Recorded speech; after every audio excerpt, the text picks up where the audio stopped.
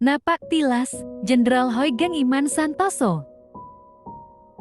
Jenderal Hugeng Iman Santoso merupakan salah satu tokoh kepolisian Indonesia yang pernah menjabat sebagai Kepala Kepolisian Negara Republik Indonesia kelima. Beliau terkenal sebagai polisi yang paling berani dan jujur di Indonesia. Pada era pemerintahan Abdurrahman Wahid, mantan Presiden Indonesia, di mana banyak pejabat pemerintah yang korup, beliau pernah memuji kejujuran Hugeng dan mengatakan bahwa hanya ada 3 polisi jujur di negara ini, yakni polisi tidur, patung polisi, dan Hugeng.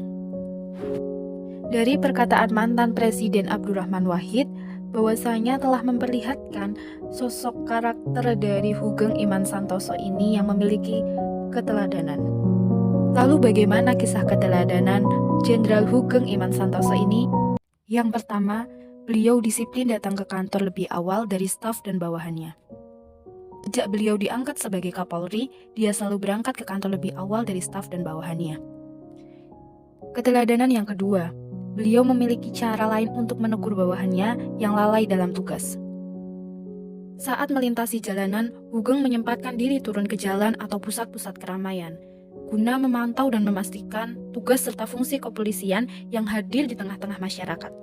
Yang ketiga, beliau tidak ingin mendapat rumah dinas dan pengamanan khusus. Sebagai komandan tertinggi di kepolisian, Hugeng mendapat kediaman serta keamanannya. Namun, dia tidak ingin menggunakan keistimewaan tersebut. Hugeng beranggapan bahwa rumah seorang polisi sekelas Kapolri pantas sebagai tempat bagi masyarakat untuk mengadu. Yang keempat, berani memberantas polisi yang melindungi backing kejahatan. Aparat hukum di Indonesia menjadi backing atau pendukung dan pelindung tempat maksiat, perjudian, atau tindakan lain yang melawan hukum.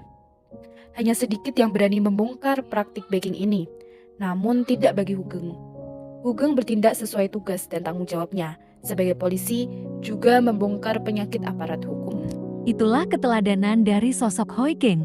Semoga generasi muda bisa mencontoh keteladanan beliau, sehingga menjadi penerus bangsa yang mumpuni.